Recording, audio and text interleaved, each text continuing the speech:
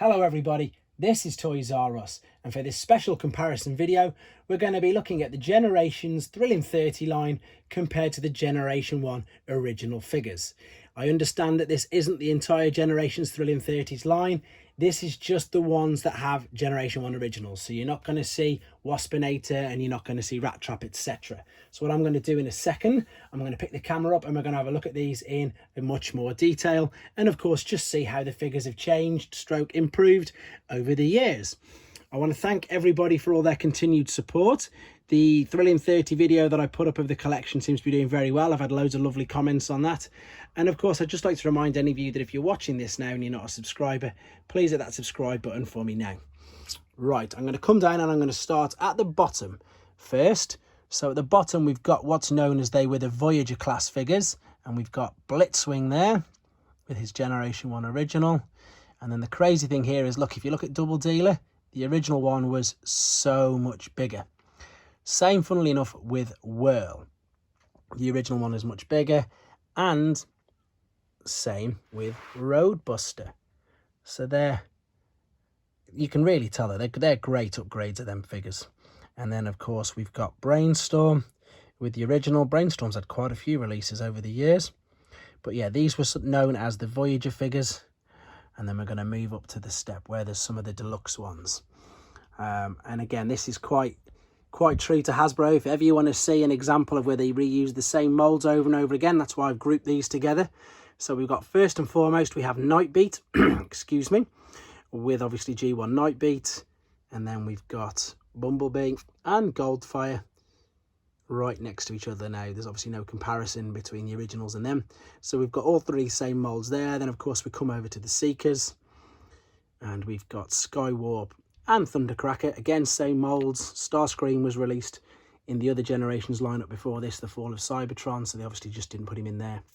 They did do an Armada Starscream with this line. But again, I haven't got the Armada original. And he's not a Generation 1, so he's not in here. Moving over, we've got Trail Cutter, as he's known here, or Trail Breaker, as he is originally known there. Right, moving upwards, got another Voyager class, which is Springer. We'll have a quick look above because we've got Skids. I'm excited to see that they're doing a masterpiece version of him soon. It'll be interesting to see what he actually looks like in hand. There's some really good images of him out. And then we've got Jetfire. This was a leader class figure. But the crazy thing is, look, the original one's bigger. And I'm devastated. Look, my arms just popped out on the Jetfire. I didn't even realise he's been sat up on display for about 6 years, and I just picked him up and there we go. Right, Orion Pax. I put Optimus Prime up for obvious reasons. I know there's an Orion Pax E-Hobby figure, but I haven't actually got that, and it wasn't a G1 original. There is Megatron. I'm going to quickly just pan backwards just to get that look at that amazing Metroplex. That's the Takara version, so you've got the two guns and the silver hips. Amazing. I know he's got really, I said they're gangly legs and a really tiny waist, but I just think that figure's fantastic and a huge improvement on the original one. Although the original one was fantastic, and I remember having great memories of that as a child. Before we come down to Sandstorm and Scoop, we're going to have a quick look at Hoist, Generation 1 and Thrilling 30. So we've got Sandstorm on the far right. Great use of colour schemes there. And then, of course, we've got Scoop. And we have Tracer. And we also have Hole Punch as well.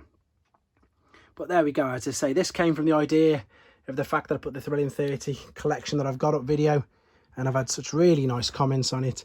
And the crazy thing is now that, you know, these are a good 8 years or so old already.